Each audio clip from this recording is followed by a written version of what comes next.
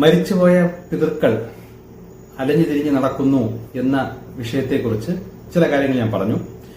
അതിന്റെ ബാക്കി എന്നോണം കുറച്ച് കാര്യങ്ങൾ കൂടിയാണ് ഇപ്പോൾ ഞാൻ പറയുന്നത്. അപ്പൊ എന്റെ ആ കഴിഞ്ഞ മെസ്സേജിൽ ചില സംശയങ്ങൾ വന്നിട്ടുണ്ട്. അതിലൊന്ന്, ഈ മരിച്ചുപോയ പിതൃക്കളെ നമ്മൾ സ്വപ്നത്തിൽ കണ്ടാൽ നമ്മൾ എന്ത് ചെയ്യണം?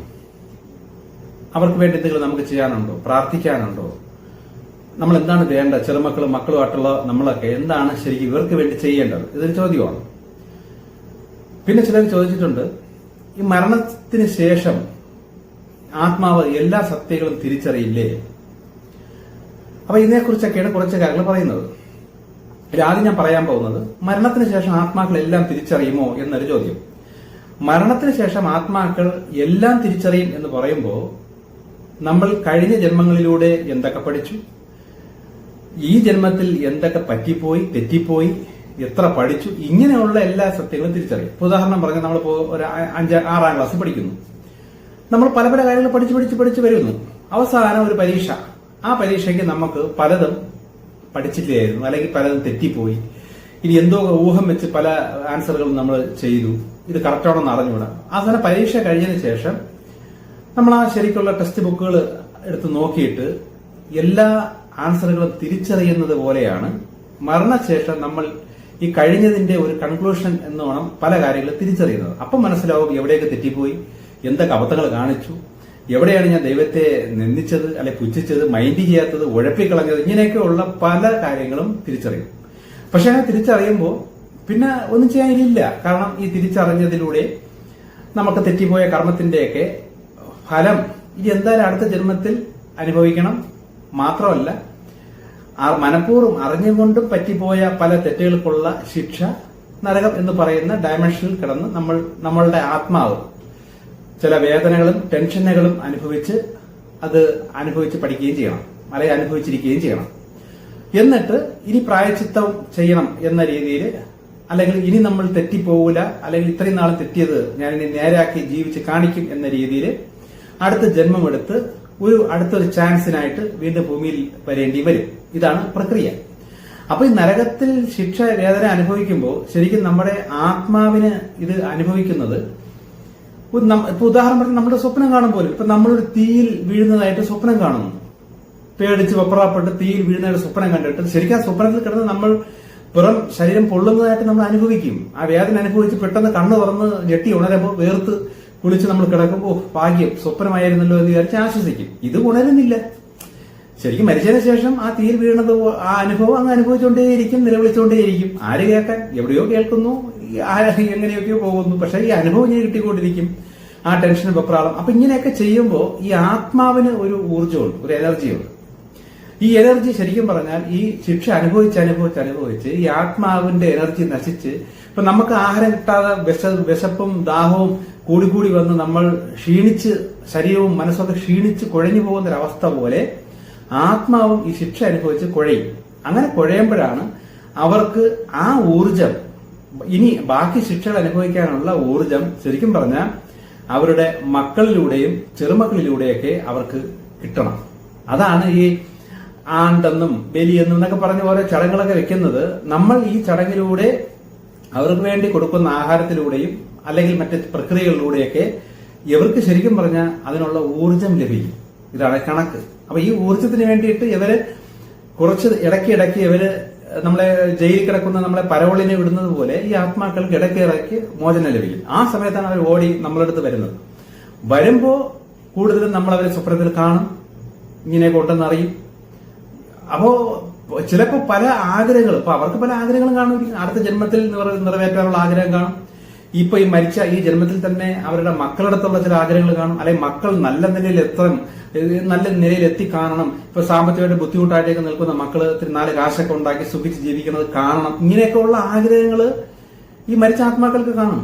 അപ്പൊ ഈ അവർ ചെയ്ത കർമ്മത്തിന്റെ ശിക്ഷ എന്നോണം അനുഭവിച്ചിട്ട് കുറച്ച് ഇളവ് കിട്ടുമ്പോൾ, കുറച്ച് നാളത്തേക്ക് ഇളവ് കിട്ടുമ്പോൾ ഈ ഊർജം കിട്ടാനായിട്ട് ഇവർ മക്കളടുത്തേക്ക് വരും. അപ്പം നമ്മൾ കൊടുക്കുന്ന, അല്ലെങ്കിൽ നമ്മൾ അവർക്ക് വേണ്ടി, അതുകൊണ്ടാണ് ഈ ആഹാരം കഴിക്കുമ്പോൾ ഈ ഫോട്ടോയൊക്കെ വെച്ചിട്ട് അതിന്റെ ഫ്രണ്ടിൽ കുറച്ച് ആഹാരം കൊണ്ട് വെക്കുക, അല്ലെ പായസം വെക്കുക പിതൃക്കൾക്ക് എന്നൊക്കെ പറഞ്ഞ് വെക്കുന്നതിന് പിന്നിലൊക്കെ കാര്യങ്ങളുണ്ട്. ശരിക്കും ഇങ്ങനെ ശിക്ഷ അനുഭവിക്കുന്ന ആത്മാക്കൾക്ക് ഊർജം നമ്മൾ ഈ കൊടുക്കുന്നതിലൂടെയാണ്. ഇപ്പൊ ഞാൻ ചില വീട്ടിലൊക്കെ ഞാൻ ഈ മരണത്തിനൊക്കെ ബന്ധുക്കളെ ഇപ്പൊ ഞാൻ അധികം പോവാറില്ല. പോകുമ്പോ നമുക്കൊക്കെ നല്ല വിശാലമായ സദ്യ, ഇപ്പൊ ആണ്ട് എന്നൊക്കെ പറഞ്ഞ് വിളിക്കുമ്പോൾ 16, 60, 70 എന്നൊക്കെ ഇതൊക്കെ ചടങ്ങുകളുണ്ടല്ലോ. ഓരോ ജാതിയിലും മതത്തിലുള്ളവർക്കൊക്കെ ഓരോ രീതിയിൽ വ്യത്യാസങ്ങളുണ്ട്. അപ്പൊ അവിടെ വെക്കുമ്പോ ഈ മരിച്ച ആളുടെ പടത്തിന്റെ ഫ്രണ്ടിൽ ഒരു ചെറിയ ഇലയിട്ട് എല്ലാത്തിൽ നിന്നും ഒരു ശകലച്ച് വെക്കും. എനിക്ക് പക്ഷെ ചിരി വരും. കാരണം ഈ പാവപ്പെട്ട ആള് ഈ സമയത്ത് ഈ ഊർജ്ജം എടുക്കാൻ വരുമ്പോ സ്വന്തം മക്കൾക്ക് വേണ്ടി കടന്ന് കഷ്ടപ്പെട്ട ഇയാൾക്ക് ഈ മക്കൾ എന്ത് ചെയ്യും, ഒരു ചെറിയ ഇലയില് ശകലച്ച് വെക്കും. കാര്യം ഇത് വെറുതെ ചടങ്ങിൽ വെക്കുകയല്ലേ, അല്ല ആ പുള്ളിയൊന്നും തിന്നാനൊന്നും പോകുന്നില്ല എന്ന ഉള്ളിയിരിപ്പ് കൊണ്ടാണ് മക്കൾ ഇതൊക്കെ ചെയ്യുന്നത്. ശരിക്ക് വെക്കേണ്ടത് ഈ ആത്മാവിന് നല്ല രീതിയിലൊരു സദ്യ നല്ല ക്വാണ്ടിറ്റിയിൽ വിളമ്പി കൊടുക്കണം, അതാണ് വേണ്ടത്. അങ്ങനെ ചെയ്താലേ ഈ ശിക്ഷ അനുഭവിക്കുന്ന ആത്മാവിന് അത്രയും ഊർജ്ജം കിട്ടുള്ളൂ. അപ്പൊ ഈ ആത്മാവ് നമ്മളിൽ കൊടുക്കുന്ന അല്പ ആഹാരത്തിലൂടെ അത്ര ഊർജവും കിട്ടി മനസ്സുകൊണ്ട് വിഷമിച്ചും രാഗിയും ശപിച്ചുമൊക്കെ ആയിരിക്കും ചിലപ്പോൾ ഈ ആത്മാവ് വീണ്ടും ശിക്ഷ അനുഭവിക്കാനായിട്ട് പോകുന്നത്. ഇതും ആ ആത്മാവിനെ ഇതും പഠിപ്പിക്കുന്നതാണ്.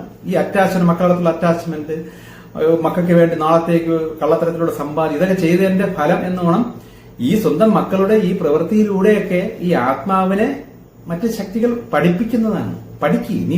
നീ ആർക്ക് വേണ്ടി ജീവിച്ചു, എന്നിട്ട് നിന്നോട് തിരിച്ചു കാണിക്കുന്നത് കണ്ട എന്നും പറഞ്ഞ് പഠിപ്പിക്കും. പിന്നെ ഇയാളെ കുറിച്ചുള്ള സ്വത്തിന് വേണ്ടിയിട്ടുള്ള ആടി തർക്കം, വഴക്ക്, അതിനുവേണ്ടി വെട്ടിപ്പിടിക്കല്, ഇതിനുവേണ്ടി കാണിക്കുന്ന കള്ളത്തണ്ട്, ഇതെല്ലാം ഈ ആത്മാവ് കണ്ട് വിഷമിച്ച് കുറെ കഷ്ടം അനുഭവിക്കും. ആ രീതിയിലും കൂടെ അനുഭവിക്കേണ്ടി വരും. അപ്പൊ ഇതൊക്കെ ഇതിന്റെ ഇടയിൽ നടക്കും. ഈ സമയത്തൊക്കെയാണ് ചിലപ്പോൾ നമ്മൾ അവരെ ദയനീയ മുഖത്തിലൂടെയും വിഷമിച്ച മുഖത്തിലൂടെയൊക്കെ നമ്മൾ അവരെ സ്വപ്നത്തിലൂടെയൊക്കെ കാണുന്നത്. എങ്ങനെ കാണുന്നു എന്ന് വെച്ചാൽ കുറച്ചെങ്കിലും ആത്മവളർച്ച ഉള്ള മക്കൾക്കോ ബന്ധുക്കൊക്കെ കാണാനുള്ള കഴിവും കിട്ടുള്ളൂ. ഇല്ലാത്തവർക്ക് കാണാൻ പോലും പറ്റില്ല. ആ കഴിവില്ലാത്തവർക്ക് അത്ര പോലും കാണാൻ പറ്റില്ല. അപ്പൊ അങ്ങനെ കാണുമ്പോൾ നമ്മൾ അവരുടെ മുഖഭാവം ശ്രദ്ധിക്കണം. അവർ സന്തോഷത്തിലാണോ, വിഷമിച്ച് നോക്കുകയാണെങ്കിൽ ശരിക്കും ഞാൻ ഈ പറയുന്ന മെസ്സേജൊക്കെ വെച്ചിട്ട് അവർക്ക് ഇഷ്ടമായ രീതിയിൽ എന്താണ് വേണ്ടത് എന്ന് നിങ്ങൾ തന്നെ ആലോചിച്ചാൽ ചിലപ്പോൾ അവരുടെ ജീവിച്ചിരുന്ന സമയത്ത് അവർ പറഞ്ഞ ചില കാര്യങ്ങൾ ഇതൊക്കെ നിങ്ങളുടെ ജീവിതത്തിൽ വർക്കിംഗ് ആയോ അല്ലെ പ്രാവർത്തികമാക്കുന്നുണ്ടോ എന്ന് നോക്കിയിട്ട് അവർക്ക് വേണ്ടിയിട്ടെങ്കിലും നമ്മൾ മാക്സിമം അവരുടെ ആഗ്രഹപ്രകാരമുള്ള പല കാര്യങ്ങളും സാധിച്ചു കൊടുക്കുക. അപ്പൊ നേരത്തെ പറഞ്ഞതുപോലെ നമ്മൾ ആകെ ദാരിദ്ര്യത്തിൽ കിടക്കുന്നു, അല്ലെങ്കിൽ നമ്മൾ മദ്യപിച്ച് ആ ഒരു ലഹരിയിൽ അടിമപ്പെട്ട് കിടക്കുന്നു. ഇങ്ങനെയൊക്കെ വരുമ്പോൾ ചിലപ്പോൾ ഈ ആത്മാവ് വന്ന് ദയനീയമായി നമ്മളെ നോക്കും. അപ്പൊ അങ്ങനെ വരുമ്പോൾ നമ്മൾ ശരിക്കും നന്നായി കാണിച്ചു കൊടുത്താൽ ആ ആത്മാവിന് അത്രയും ഹാപ്പിയാവും, സന്തോഷമായിട്ട് തിരിച്ചു പോവുകയും ചെയ്യും. അപ്പൊ ഇതൊക്കെ നമ്മൾ മനസ്സിലാക്കണം. ചില ആത്മാക്കള് നിർദ്ദേശങ്ങൾ തരും, നമ്മളെ സഹായിക്കാനായിട്ട് നിൽക്കും. അത് ഈ നരകത്തിൽ നിന്ന് ശിക്ഷ അനുഭവിച്ച് വരുന്ന ആത്മാവല്ല. ചില ആത്മാക്കള് ദൈവികമായ രീതിയിൽ ഭക്തിയും നല്ല രീതിയിൽ നിന്നിട്ട് ഭൂമിയിൽ ഒരുപാട് കഷ്ടമൊക്കെ അനുഭവിച്ച് അവസാനം കർമ്മഫലം എല്ലാം അനുഭവിച്ച് തീർന്ന് എന്നാൽ ഈശ്വര ഭക്തിയിലേക്ക് നിൽക്കുന്ന ചില ആത്മാക്കൾക്ക് അടുത്ത ജന്മം കൊടുക്കുന്നത് വരെ ഈ ഭൂമിയിൽ എത്രയോ കാലം വരെ സ്വന്തം മക്കളെയോ ബാക്കി കുടുംബാംഗങ്ങളെയോ ഒക്കെ സഹായിക്കാനായിട്ട് അലഞ്ഞല്ല അവർക്കൊരു ഡ്യൂട്ടി പോലെ കിട്ടും. അങ്ങനെ വരുമ്പോൾ അവർക്ക് വേണ്ടപ്പെട്ടവരെ സ്വപ്നത്തിലൂടെയൊക്കെ വന്ന് സഹായിക്കും. ഇപ്പൊ എനിക്ക് പേഴ്സണലി അറിയാവുന്ന ഒരു വ്യക്തി, എനിക്കറിയാം, പുള്ളി നല്ല മദ്യപിച്ചും ജീവിതത്തിൽ ആകെ ക്രമം ഇല്ലാതെ ജീവിക്കുന്ന ഒരു വ്യക്തിയാണ്. പക്ഷെ പുള്ളി ഇടയ്ക്കിടയ്ക്ക് ഈ സ്വന്തം അമ്മ മരിച്ചു പോയിട്ടുണ്ട്. ആ അമ്മയെ സ്വപ്നത്തിൽ കാണും. അമ്മയെ സ്വപ്നത്തിൽ കാണുന്ന വെച്ചാൽ ജസ്റ്റ് ഒന്ന് കാണുന്നു, ഉറക്കത്തിലാണോ എന്ന് വെച്ചാൽ ഉറക്കത്തിലല്ല. അത് പുള്ളി എന്ത് പറയും, ഉറക്കത്തിലല്ല, ഒരു മയക്കത്തിലാണ് കാണുന്നത്. വന്നിട്ട് നാളത്തെ കുറിച്ച് എന്തെങ്കിലും കാര്യങ്ങൾ പറഞ്ഞു കൊടുക്കും. നീ അത് ചെയ്യരുത്, ചെയ്താൽ നിനക്ക് നഷ്ടം വരും, അല്ലെങ്കിൽ നീ ഇങ്ങനെ അല്ലെങ്കിൽ നിനക്ക് അപകടം, ഇങ്ങനെ നിർദ്ദേശം കൊടുക്കും. ഈ പുള്ളി അതനുസരിച്ച് പോയാൽ കറക്റ്റ് ആയിരിക്കും. അതനുസരിക്കാതെ പോകുമ്പോൾ തലേ ദിവസം കിട്ടിയ നിർദ്ദേശത്തിൽ നിന്ന് തെറ്റിയാണ് മച്ചയുടെയിൽ അതിനുള്ള ഫലവും കിട്ടുന്നുണ്ട്. അപ്പൊ അങ്ങനെ പുള്ളിക്ക് ഒരു നിർദ്ദേശം പോലെ സ്വന്തം അമ്മയിലൂടെ സ്ഥിരം ഈ രാവിലെയൊക്കെ കിട്ടും. നിസ്സാര സഹായങ്ങൾ വരെ കിട്ടും. ചിലപ്പം അടുപ്പിൽ വല്ലതും കത്തിച്ച് വെച്ചിട്ട് മറന്ന് എവിടെയെങ്കിലും ഇരിക്കുമ്പോഴായിരിക്കും പെട്ടെന്ന് അമ്മ സ്വപ്നത്തിലൂടെ അല്ലെങ്കിൽ ഈ ദർശനത്തിലൂടെ വന്നിട്ട് അടുപ്പിൽ ഇതിരിക്കുന്നത് പെട്ടെന്ന് പോയി തീ ഓഫ് ചെയ്യും എന്ന് പറയും. ഇയാൾ പെട്ടെന്ന് ഉണർന്ന് നോക്കുമ്പോൾ ആ വെള്ളം ഏതാണ്ട് വറ്റി ഒരു ലെവലായിക്കൊണ്ടിരിക്കുകയായിരിക്കും, പെട്ടെന്ന് ഓഫ് ചെയ്യും. അപ്പൊ ഇതെങ്ങനെ കിട്ടുന്നു? അതാണ് അനുഭവം. അപ്പൊ ഇങ്ങനെയൊക്കെ നിരന്തരം അനുഭവിക്കുന്ന അനുഭവം ഉള്ള ഒരാൾ എനിക്ക് പേഴ്സണലി അറിയാം. പക്ഷെ പുള്ളിയുടെ അച്ഛൻ, അതായത് ഈ മരിച്ചുപോയ സ്ത്രീയുടെ ഭർത്താവിന് ഇതുവരെ സ്വന്തം ഭാര്യയുടെ ആത്മാവായിട്ട് ഒന്ന് സ്വപ്നം കാണുകയോ ഒന്നും പറ്റിയിട്ടുമില്ല. പക്ഷെ സ്വന്തം മകൻ സ്ഥിരം കാണും, ഒരുപാട് ഹെൽപ്പും കിട്ടുന്നുണ്ട്. അപ്പൊ ഇതേപോലുള്ള അനുഭവങ്ങളുണ്ട്. അപ്പൊ അങ്ങനെ കിട്ടുമ്പോൾ നിങ്ങൾ പ്രത്യേകം ശ്രദ്ധിക്കേണ്ടത്, ഈ വരുന്ന ആത്മാവ് നിങ്ങൾ സ്വപ്നത്തിൽ കാണുകയോ ഒക്കെ ചെയ്യുമ്പോൾ നിങ്ങളെ പറ്റിക്കുകയാണ്, നാശത്തിലേക്ക് കൊണ്ടുപോവുകയാണ്, അല്ലെങ്കിൽ ദുർനടപ്പിലോട്ടാക്കുകയാണ് കൊണ്ടുപോകുന്നത് എങ്കിൽ നിങ്ങൾ സൂക്ഷിക്കണം. അത് ശരിക്കും നിങ്ങളുടെ ആ ഒറിജിനൽ അല്ലെങ്കിൽ മരിച്ചുപോയ പിതൃക്കളല്ല, അവരിലൂടെ അവരെ കെണിയിൽപ്പെടുത്തി അല്ലെങ്കിൽ അവരെ നാശത്തിലേക്ക് നയിച്ചുകൊണ്ടിരുന്ന ഏതോ ആശ്രിക പൈശാചിക ശക്തി ഈ വ്യക്തിയുടെ രൂപത്തിലൂടെ നിങ്ങളെയും ട്രാപ്പ് ചെയ്യാൻ ശ്രമിക്കുന്നു എന്ന് മനസ്സിലാക്കണം. അപ്പൊ ഇത് തിരിച്ചറിയാൻ ഇതേ ഉള്ളൂ. നമുക്ക് നന്മ ചെയ്യുകയാണോ, നമ്മളെ നേർവഴിക്ക് നയിക്കുകയാണോ, നമുക്ക് പോസിറ്റീവായിട്ടാണ് നമ്മളെ കൊണ്ടുപോകുന്നത് എന്ന് മാത്രം നോക്കിയാൽ മതി. അതും ഞാൻ ഈ പറയുന്ന വ്യവസ്ഥകളിലൂടെയൊക്കെ തന്നെയാണോ നിങ്ങളെ കൊണ്ടുപോകുന്നതെന്ന് നിങ്ങൾ ചെക്ക് ചെയ്ത് തിരിച്ചറിയണം. അല്ലാതെ കേട്ടു കണ്ടു എന്ന് ചാടിക്കേറി ഇതെന്റെ അച്ഛനാണ് അപ്പൂപ്പനാണെന്ന് ചാടിക്കേറി വിശ്വസിക്കരുത്. ഇതിന്റെ അകത്ത് വ്യാജവുമുണ്ട്. കാര്യം ആ പുള്ളിയിൽ കുറെ നെഗറ്റീവ്സ് ഉണ്ടായിരിക്കും, ഇല്ലെന്ന് പറയാൻ പറ്റില്ലല്ലോ, എല്ലാ മനുഷ്യരിലും ഉണ്ട്. അപ്പൊ ആ പുള്ളിയുടെ മരണശേഷം ഇതേ നെഗറ്റീവ്സ് മക്കളെ ട്രാപ്പ് ചെയ്യാനായിട്ട്, ചെറുമക്കളെ ട്രാപ്പ് ചെയ്യാനായിട്ട് വേഷം മാറി വരും. കാരണം ഈ ഡയമെൻഷനുള്ള ശക്തികൾക്ക് ഏത് വേഷം ഏത് രൂപത്തിലോ, ഇപ്പൊ സാരി എടുത്ത് വേണമെങ്കിൽ വരാം, മുണ്ടെടുത്ത് വരാം, പുക പോലെ വരാം, കറുത്ത രൂപത്തിൽ വരാം, എങ്ങനെ വേണോ ഈ അദൃശ്യ ശക്തികൾക്ക് രൂപം നമ്മളെ തലച്ചോറിൽ രൂപം കാണിക്കാനുള്ള കഴിവുണ്ട്. അല്ലാതെ ഇന്ന രൂപം എന്ന് നിർബന്ധമൊന്നുമില്ല. അപ്പൊ ഏത് രൂപത്തിൽ എങ്ങനെ വേണോ അവർ വരാം.